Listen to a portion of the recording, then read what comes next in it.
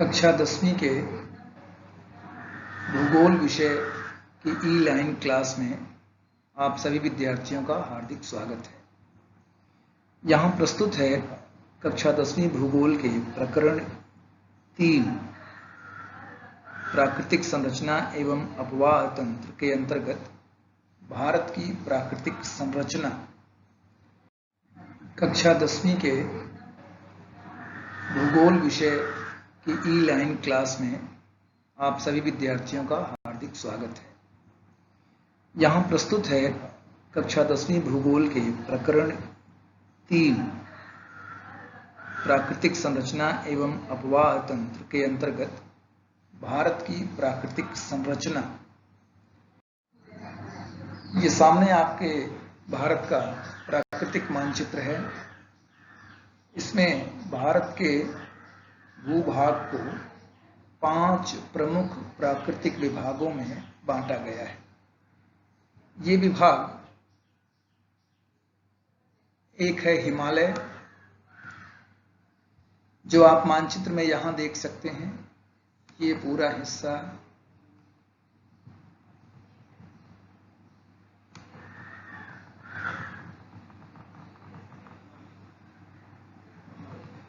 ये हिमालय का हिस्सा दिख रहा है, जो कि भारत के बिल्कुल उत्तर में स्थित है। इसी प्रकार हिमालय का कुछ हिस्सा भारत के पूर्वी हिस्से में सिक्किम राज्य, फिर इसके बाद थोड़ा आसाम, अरुणाचल प्रदेश, नागालैंड, मणिपुर, मिजोरम, ये सभी हिस्से और थोड़ा सा मेघालय का हिस्सा भी इसमें शामिल है। ये सभी भारत के हिमालय क्षेत्र के अंतर्गत आने वाले भूभाग हैं। दूसरा प्रमुख प्राकृतिक विभाग है उत्तर भारतीय मैदान। उत्तर भारतीय मैदान को आप यहाँ हरे रंग से देख सकते हैं। ये पूरा इलाका उत्तर भारतीय मैदान का है, जो मानचित्र में हरे रंग से दर्शाया गया है। ये आप इसको इस प्रकार देख सकते हैं।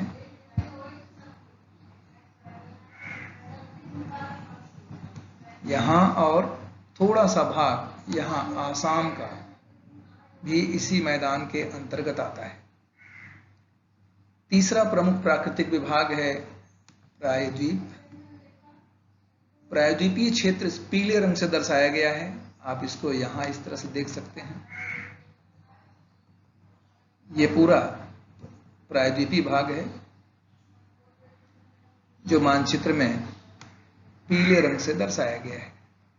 ये हिस्सा, ये पूरा भारत का प्रायद्वीपीय भाग है। इसको प्रायद्वीप क्यों कहते हैं? प्रायद्वीप इसको इसलिए कहते हैं क्योंकि ये 3 ओर समुद्र से घिरा हुआ है। आप पूर्व दिशा में देखें तो ये बंगाल की खाड़ी, ये पूरा पूर्व की दिशा में देखेंगे, पश्चिम की दिशा में देखेंगे तो ये अरब सागर, और दक्षिण की दिशा में इंडियन ओशन या हिंद महासागर स्थित है। इस प्रकार 3 ओर समुद्र से घिरा हुआ भूभाग कहलाता है प्रायद्वीप। तो ये भारत का प्रायद्वीपीय हिस्सा है। चौथा प्रमुख प्राकृतिक विभाग है तटीय प्रदेश। तटीय का मतलब होता है समुद्र के तट से लगा हुआ हिस्सा। मानचित्र में आप देखिए, ये जो पिंक कलर का हिस्सा दिख रहा है, ये जो समुद्र के बिल्कुल किनारे स्थित है, ये भूभाग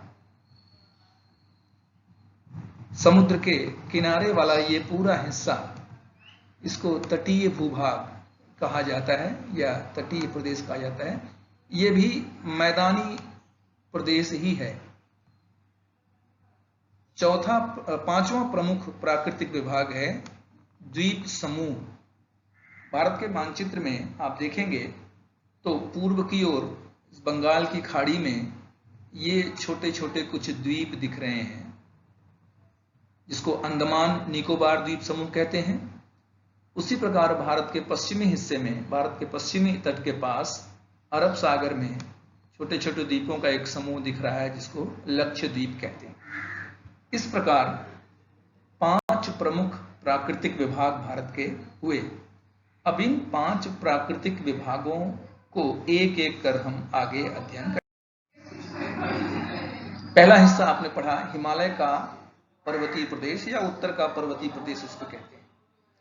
मानचित्र में आप देखिए ये जो नीला रंग और ये बैगनी रंग कुछ लिए हुए हिस्सा दिख रहा है और थोड़ा पीला भी, ये हिमालय का पर्वतीय प्रदेश है, ये पूरा हिस्सा।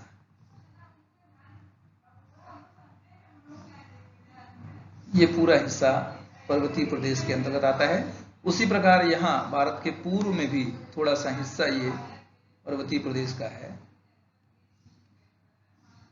इस हिमालय पर्वत प्रदेश की रचना, उसका निर्माण 2 भूखंडों के आपस में एक साथ आने से, मिलने से बना हुआ है। उत्तर की तरफ से अंगारा लैंड और दक्षिण की तरफ से गोंडवाना लैंड, दोनों भूखंडों के पास में आने से ये पूरा प्रदेश मुड़ गया और ये तलवार की आकार का, अर्धचंद्राकार आकार में पूरा फैला हुआ है हिमालय का पर्वतीय प्रदेश। ये हिमालय पूरे विश्व में सबसे ऊंचा पर्वतीय क्षेत्र है। दुनिया की सबसे ऊंची चोटी माउंट एवरेस्ट, यहां आप देख सकते हैं, माउंट एवरेस्ट हिमालय में स्थित है। दूसरी सबसे ऊंची चोटी माउंट केटू भी इसी हिमालय के इलाके में स्थित है। यहां देखिए लिखा है माउंट केटू, 8611 मीटर। इस पूरे इलाके की ऊंचाई 8000 मीटर से लेकर के 3000 मीटर के बीच है, इस पूरे इलाके की ऊंचाई। ये हिमालय का जो पर्वतीय प्रदेश है, ये एक बहुत ही नवीन, नया, अर्वाचीन अर्थात बिल्कुल नया वलित पर्वत, वलित अर्थात मुड़ा हुआ, मोड़दार पर्वत है। हिमालय एक नवीन मोड़दार पर्वत है। इसका प्रारंभ यहाँ एक क्षेत्र है जिसको कहते हैं पामीर, पामीर की गांठ, जो कि एशिया महाद्वीप के तजाकिस्तान में पड़ता है। वहां से लेकर के पूर्व में अरुणाचल प्रदेश तक ये पूरा फैला है अर्धचंद्राकार आकार में। भारत के अलावा पाकिस्तान, तजाकिस्तान, चीन, नेपाल, भूटान, म्यांमार जैसे देशों तक हिमालय का विस्तार है। इस हिमालय पर्वत में इस तरह से समानांतर कई श्रेणियां बनी हुई हैं। आप ध्यान से देखेंगे तो यहां क्लियर होगा। ये जो हिस्सा है, ये पूरा हिस्सा, ये हिमालय के बाहर का हिस्सा कहा जाता है। इसको हम ट्रांस हिमालय भी कह सकते हैं। हिमालय के पार का क्षेत्र, जिसमें भारत का लद्दाख का इलाका आता है। इसके अलावा आप यहां देख रहे हैं कराकोरम, लद्दाख, जांस्कर, पीर पंजाल, शिवालिक, ऐसे अलग अलग श्रेणियां हैं। इन सभी श्रेणियों को 4 भागों में बांटा गया है। पहला है पश्चिम शिवालिक की श्रेणियां। सबसे दक्षिण से चलेंगे तो ये देखिए, ये लिखा है शिवालिक रेंज। फिर इसके बाद उसके उत्तर में जो श्रेणी है उसका नाम है लघु हिमालय, जिसमें ये पीर पंजाल वगैरह की श्रेणियां आती हैं। ये है लघु हिमालय। लघु हिमालय के बाद उत्तर में आता है बृहद हिमालय। जैसा कि नाम से स्पष्ट है, बृहद यानी बहुत बड़ा, यानी इसकी ऊंचाई सबसे अधिक है, जिसमें जांस्कर और श्रेणियां आती हैं। और इसके बाद आता है ट्रांस हिमालय या हिमालय के परे का क्षेत्र। ये जो इलाका है हिमालय के परे का क्षेत्र है। पिछले दिनों भारत और चीन के बीच सीमा पर जो तनातनी चल रही थी, वो इसी हिमालय के लद्दाख वाले रीजन में, जो उसको परे हिमालय कहते हैं, हिमालय के पार का क्षेत्र ट्रांस हिमालय, उसी क्षेत्र में भारत और चीन के बीच सीमा को लेकर के काफी बड़ा विवाद हुआ था। इस प्रकार अगर हम दक्षिण से उत्तर की तरफ चलें तो सबसे दक्षिण में शिवालिक श्रेणी, फिर इसके बाद लघु हिमालय, फिर बृहद हिमालय और फिर इसके बाद ट्रांस हिमालय या हिमालय के परे का भाग। ये तो हुआ हिमालय का उत्तर दक्षिण विभाजन। अब हिमालय का पूर्व और पश्चिम विभाजन देख लीजिए। ये दिशा है पश्चिम की और ये दिशा है पूर्व की। तो पश्चिम से पूर्व हिमालय को जो विभाजित किया गया है वो इस तरह से है। पहला है पश्चिम हिमालय, जिसको हम कश्मीर हिमालय भी कहते हैं। इसमें भारत का कश्मीर और हिमाचल प्रदेश राज्य ये आते हैं। फिर इसके बाद दूसरा है मध्य हिमालय, जिसको कुमायूं हिमालय भी कहते हैं, जिसमें उत्तराखंड राज्य ये आता है। और तीसरा है पूर्व हिमालय या इसको असम हिमालय कहते हैं, जो ये इलाका आप देख रहे हो हिमालय का, ये पूर्व हिमालय का क्षेत्र कहा जाता है। इसी प्रकार भारत का दूसरा प्राकृतिक विभाग है उत्तर भारतीय मैदान। उत्तर भारतीय मैदान को देखिए। उत्तर भारतीय मैदान मानचित्र में इस हरे रंग से दर्शाया गया है। ये पूरा ये हरे रंग का जो हिस्सा है ये भारतीय मैदान या उत्तर भारतीय मैदान कहा जाता है। ये मैदानी प्रदेश भारत के पंजाब, राजस्थान, हरियाणा, दिल्ली, उत्तर प्रदेश, बिहार, थोड़ा सा झारखंड, पश्चिम बंगाल और आसाम राज्य में फैला हुआ है। ये बिल्कुल सपाट मैदान है, समतल मैदान है, नदियों द्वारा लाई गई मिट्टी से बना हुआ मैदान है। इस मैदान के बीचों बीच यहां इस तरह से एक पर्वत श्रेणी है जिसको कहते हैं अरावली। अरावली पर्वत के कारण इस मैदान को हम दो भागों में बांट सकते हैं, एक अरावली के पश्चिम का और दूसरा अरावली के पूर्व का मैदान। अरावली के पश्चिम के मैदान को पश्चिमी मैदान कहते हैं। यहां लिखा हुआ पश्चिमी मैदान, वो अरावली के पश्चिम के इलाके में आता है। इस पश्चिमी मैदान में राजस्थान, पंजाब और हरियाणा राज्य आते हैं, जिसमें पंजाब और हरियाणा ये हिमालय से निकलने वाली सतलज नदी और उसकी सहायक नदियों से लाई गई मिट्टी से बना हुआ समतल और उपजाऊ मैदान है। इस पश्चिमी मैदान का उत्तरी हिस्सा, ये उत्तरी हिस्सा उपजाऊ है, कृषि के लिए बहुत उपयुक्त है। लेकिन इस पश्चिमी मैदान का दक्षिणी हिस्सा जो राजस्थान का यह हिस्सा है, ये मरुस्थलीय और अर्ध मरुस्थलीय हिस्सा है, अर्थात कृषि के लिए ये उपयुक्त इलाका नहीं है। यहाँ जल का कोई स्रोत भी नहीं है, इसलिए इस इलाके में कृषि नहीं होती। भारत का दूसरा मैदानी भाग है गंगा का मैदान। नाम से स्पष्ट है, गंगा यानी गंगा नदी के द्वारा लाई गई मिट्टी से बना हुआ मैदान। गंगा इस तरह से उत्तराखंड राज्य से निकल करके ये उत्तर प्रदेश के बीचों बीच से प्रवाहित होती हुई ऐसे जाती है। तो गंगा और उसकी तमाम सहायक नदियों जो उत्तर से भी आती हैं और यहाँ दक्षिण से यमुना आती है, फिर यमुना की तमाम सहायक नदियां हैं। इन नदियों द्वारा लाई गई मिट्टी से ये पूरा प्रदेश निर्मित है, इसके लिए इसको गंगा का मैदान कहते हैं।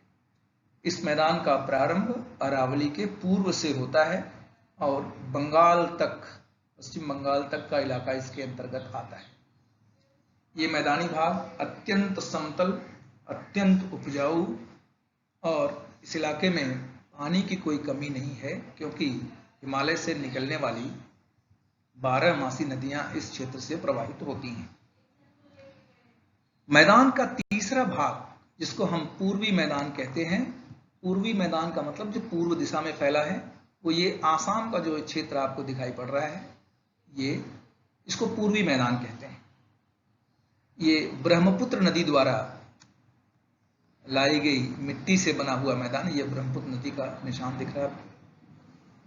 मैदान के निचले हिस्से में यहाँ जहाँ पश्चिम बंगाल वेस्ट बंगाल लिखा हुआ है, इसके नीचे बंगाल की खाड़ी है, गंगा नदी और इधर से आने वाली ब्रह्मपुत्र नदी, दोनों नदियां इकट्ठा होकर यहाँ बहुत बड़े एक त्रिभुजाकार प्रदेश का निर्माण करती हैं, जिसको सुंदरबन का डेल्टा कहा जाता है, जो इसी मैदानी भाग का एक हिस्सा है।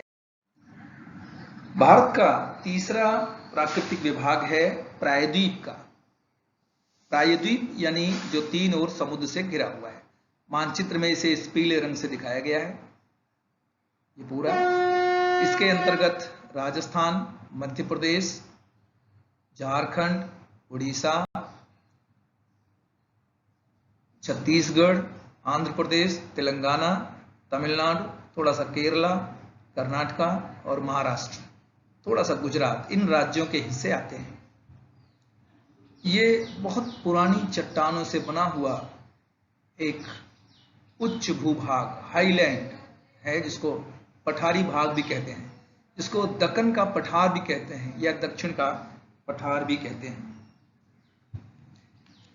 ये प्रायद्वीपीय भाग उत्तर की ओर से इस मैदानी भाग से कवर है, यानी इसकी उत्तरी सीमा पर मैदानी भाग है, और इसकी पूर्वी और पश्चिमी सीमा पर जो ये पिंक रंग आपको दिख रहा है, ये समुद्र तटवर्ती मैदान का है, यानी इसके एक तरफ उत्तर की ओर और पश्चिम की ओर मैदानी भाग है, ये भारत का मैदानी प्रदेश है, और दक्षिण पूर्व और दक्षिण पश्चिम में समुद्र तटवर्ती मैदानी भाग है। ये पठारी प्रदेश के अंदर ढेर सारे छोटे छोटे पर्वतीय प्रदेश हैं, जिसको हम यहां इस मानचित्र में देख सकते हैं। आप अगर यहां देखिए, यहां लिखा है अरावली रेंज, फिर यहां विंध्य रेंज यानी विंध्याचल पर्वत, फिर यहाँ है सतपुड़ा रेंज, फिर ये है महादेव रेंज, रेंज यानी पहाड़ियाँ, फिर ये है सातमाला की पहाड़ी, अजंता की पहाड़ी, फिर यहाँ आप देख रहे हैं ये भी पर्वतीय क्षेत्र है, महादेव, हरिश्चंद्र, फिर दक्षिण में यहाँ ये है नीलगिरी हिल्स। साथ ही साथ इसके पश्चिमी किनारे पर ये एक लंबी पर्वत श्रृंखला है, जिसको हम पश्चिमी घाट या सह्याद्री कहते हैं। साथ ही साथ इसके पूर्व की ओर, पूर्वी किनारे पर कुछ भाग यहाँ पर्वतीय दिख रहे हैं, ये हिस्सा, और थोड़ा सा यहाँ पर्वतीय भाग दिख रहा है। इन दोनों को मिलाकर बनता है पूर्वी घाट। तो इस प्रकार ये जो दक्षिण का प्रायद्वीपीय भाग है, ये छोटे छोटे पठारों से, पर्वतों से ढका हुआ है। इसके बीच में ढेर सारा ये जो पीला रंग दिख रहा है, ये सब पठारी भाग का है। मानचित्र में आपसे सवाल हो सकता है कि ये अरावली भारत के किस दिशा में स्थित है। तो आप बता सकते हैं कि ये भारत के उत्तरी पूर्वी दिशा में, उत्तरी पश्चिमी ये दिशा है इसकी, ये दिशा है उत्तरी पश्चिमी। सवाल आपसे हो सकता है कि अरावली किस दिशा में विस्तृत है, यानी फैला हुआ है। अरावली का विस्तार आप देखिए इस तरह से, ये दिशा कौन सी हुई, दक्षिण पश्चिम से उत्तर पूर्व की दिशा में फैला हुआ है। यही और सवाल हो सकता है कि अरावली किस तरह से किन किन नदियों का जल विभाजक है। तो आप देख रहे हैं कुछ नदियां निकल करके यहाँ उत्तर की ओर जा रही हैं इस तरह से, कुछ नदियां यहीं से निकलकर दक्षिण की ओर भी आ रही हैं। तो दक्षिण की ओर जो नदियां आने वाली हैं उनमें साबरमती, लूनी और माही प्रमुख हैं। उत्तर की ओर जाने वाली नदियों में चंबल, सिंध, बेतवा जैसी नदियां हैं। तो इस तरह से चंबल, सिंध, बेतवा और इधर साबरमती, लूनी, माही, इन नदियों का जल विभाजक है। अगला प्रश्न इसमें पूछा जा सकता है कि अरावली पर्वत के पूर्व के पठारों पर स्थित पर्वत श्रेणियों के नाम बताओ। जो अरावली पर्वत के पूर्व, यानी ये अरावली पर्वत है, इसके पूर्व में कौन कौन से पर्वत श्रेणियां हैं। तो यहाँ आपको पठारी भाग दिख रहा है मूलतः, ये मालवा का पठार, बुंदेलखंड पठार और यही बगल में है मेवाड़ का पठार। तो इस तरह मानचित्र के आधार पर आपसे सवाल पूछा जाएगा। पुस्तक में जो मानचित्र दिया है उसमें बहुत क्लियर उत्तर आपको दिख जाएगा। इसके बाद भारत का चौथा प्राकृतिक विभाग है पूर्वी घाट एवं पश्चिम, इसी पर्वतीय जो अभी पठारी प्रदेश हम पढ़ रहे थे, इसके पश्चिम और पूर्व में घाट स्थित हैं। घाट यानी पर्वतीय क्षेत्र। तो मानचित्र में देखिए, ये भारत के मानचित्र के पश्चिमी हिस्से में इस प्रकार से पश्चिमी घाट, जिसको हमने सह्याद्री कहा था, वो स्थित है, और यहाँ दक्षिण में नीलगिरी की पहाड़ियाँ। उसी तरह भारत के पूर्वी हिस्से में ये, जिसमें उड़ीसा, आंध्र प्रदेश और तमिलनाडु राज्य आते हैं, ये हरे रंग का हिस्सा, ये है पूर्वी घाट का। चौथा प्रमुख प्राकृतिक विभाग है भारत का तटीय प्रदेश। तटीय यानी तट पर जो प्रदेश स्थित है। मानचित्र में यहाँ देखिए आप, ये गुलाबी रंग, पिंक कलर में ये तटीय भाग दिखाया गया है, यानी भारत के दोनों ओर समुद्र के तट पर ये भूभाग स्थित है। ये तटीय प्रदेश मैदानी है, समतल मैदानी भाग है। दरअसल भारत का ये जो पूर्वी तट है, ये भारत की तमाम नदियों द्वारा लाई गई मिट्टी से बना हुआ मैदानी प्रदेश है, जो अत्यंत उपजाऊ है। खासकर चावल की कृषि के लिए ये पूरा हिस्सा जाना जाता है। भारत के पश्चिमी तट पर भी संकरा मैदानी भाग है। आप देख सकते हैं इस मैदानी भाग की चौड़ाई इतनी है, और यहाँ इस मैदानी भाग की चौड़ाई आप देखें तो यहाँ ज़्यादा है। तो एक तो सवाल यही हो जाता है कि भारत का पश्चिमी तटवर्तीय भाग या तटीय मैदान कम चौड़ा है, जबकि पूर्वी तटवर्ती मैदान अधिक चौड़ा है। भारत के इस पूर्वी तटवर्ती मैदानी हिस्से से कई नदियां प्रवाहित होती हैं, जिनके द्वारा लाई गई मिट्टी से ये पूरा मैदानी प्रदेश बना है। जबकि पूर्व की ओर जो पश्चिम की ओर तट है, ये इस तट पर बहुत कम नदियां प्रवाहित होती हैं, इसलिए यह मैदान बहुत संकरा है। दूसरी बात, यहीं पर पश्चिमी घाट स्थित है, तो पश्चिमी घाट से समुद्र नजदीक है, इसलिए बीच में जो जगह है वो बहुत कम है, इसलिए ये प्रदेश पूरा संकरा है। भारत का पांचवा और अंतिम प्राकृतिक भाग है द्वीप समूह। द्वीप यानी समुद्र के अंदर स्थित छोटे छोटे भूखंड। मानचित्र में इसको देखिए आप, यहाँ भारत के पूर्व में बंगाल की खाड़ी में ये कुछ द्वीपीय क्षेत्र स्थित हैं। ये देखिए, इनको नाम दिया गया है अंडमान निकोबार द्वीप समूह। उसी तरह भारत के पश्चिमी तट पर अरब सागर में छोटे छोटे द्वीपों का एक समूह है, जिसको लक्षद्वीप कहा गया है। तो ये है लक्षद्वीप, और यहाँ बंगाल की खाड़ी में स्थित है निकोबार द्वीप समूह। ये दोनों द्वीपीय क्षेत्र भारत के तट से दूर स्थित हैं। अब इसमें अगर आप अंडमान निकोबार द्वीप समूह की बात करें तो ये थोड़ा विस्तृत है, थोड़ा बड़ा है। इसका आकार लक्षद्वीप की तुलना में बड़ा है। अंडमान द्वीप समूह मुख्य रूप से ज्वालामुखी द्वीप है। ये आकार में बड़े हैं और इसके आंतरिक भागों में, अंदर के हिस्सों में ऊंची पहाड़ियां हैं। यहीं पर एक द्वीप है बैरन द्वीप, जो भारत का एकमात्र सक्रिय ज्वालामुखी, यानी वहां ज्वालामुखी का विस्फोट अभी हो रहा है, ऐसा द्वीप है। उसी तरह जो दक्षिण में निकोबार द्वीप समूह है, इसमें कुछ द्वीप एटॉल द्वीप हैं। एटॉल द्वीप ऐसे द्वीपों को कहते हैं जिनकी रचना मूंगे की चट्टानों से होता है। भारत के पश्चिमी भाग अरब सागर में स्थित द्वीपों को लक्षद्वीप कहते हैं। ये छोटे छोटे द्वीपों का समूह है। इनकी ऊंचाई बहुत कम है, 6 से 7 मीटर इनकी ऊंचाई है समुद्र तल से। इसलिए कई बार ज्वार के दौरान ये द्वीप समुद्र के अंदर समा जाते हैं, इनके ऊपर पानी भर जाता है। इन द्वीपों की रचना भी एटॉल यानी मूंगे की चट्टानों से हुआ माना जाता है। इस प्रकार भारत के प्रमुख प्राकृतिक विभागों को हमने मानचित्र में देख लिया। धन्यवाद।